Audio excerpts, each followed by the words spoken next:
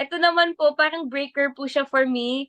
Parang nag-enjoy lang po talaga ako kasi may comedy siya, tapos fantasy siya, tapos may action pa po. So, sobrang ibang-iba po talaga siya sa Abot Kamay na Pangarap.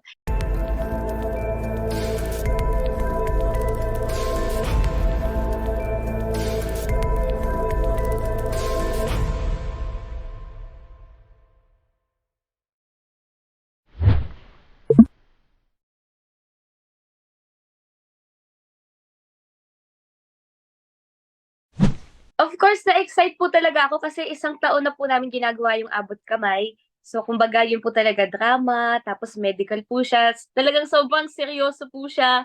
Ah, Eto naman po parang breaker po siya for me.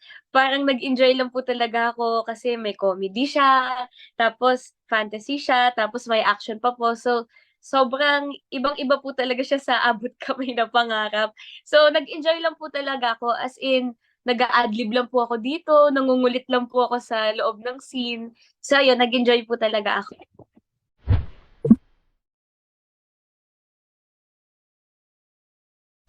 Well, as a dalaga po, dati po kasi naging part po ako ng Captain Barbell. Ako po dun Mm. si Super Tiny. And alam niyo po, sobrang cute kasi parang ganyan din po yung costume ko noon. As in, same Oh. color, tapos meron pa pong mask. So, ayun, as Mm. a dalaga na po, first action role ko po siya. Mm. So I know this is very exciting for you kasi mahilig kang mag-cosplay. Opo.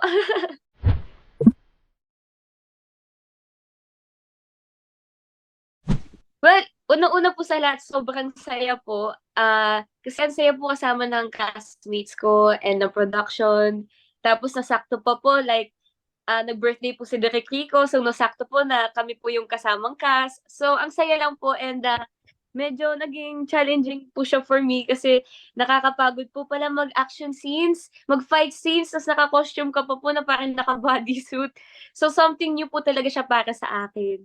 So, ayun, naging challenging po siya pero exciting.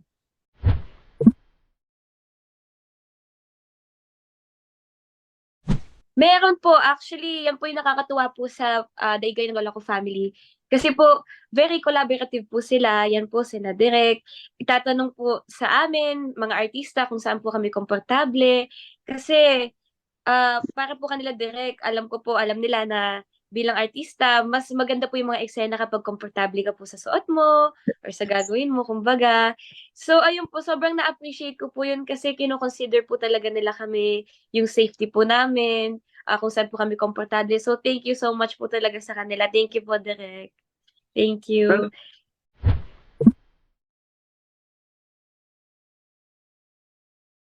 Opo, nanood po ako. Pero, actually, yun nga po, parang medyo nadala ko po siya doon sa eksena. Tapos sinabi po sa akin, ay, medyo mas, ano po, medyo mas kiddie version na. oo. Ganon. Alin ang nadala mo, yung kay Anne Hathaway o yung kay Halle Berry o alin? Mukhang yung kay Anne Ay, Hathaway, no?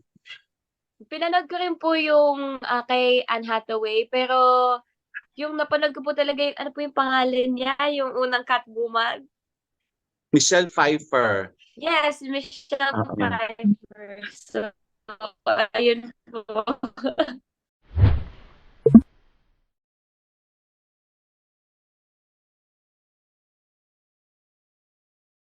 Well, siyempre po kasi ito po talaga, originally made po siya ng daygay ng lola ko. So parang, ibang personality po talaga siya, bagong-bago po talaga siya. So dun po ako na-excite kasi something new po siya for me. Pero eto po kasi talaga sa TV po siya ipapalabas, hindi po siya picture lang na parang cosplay.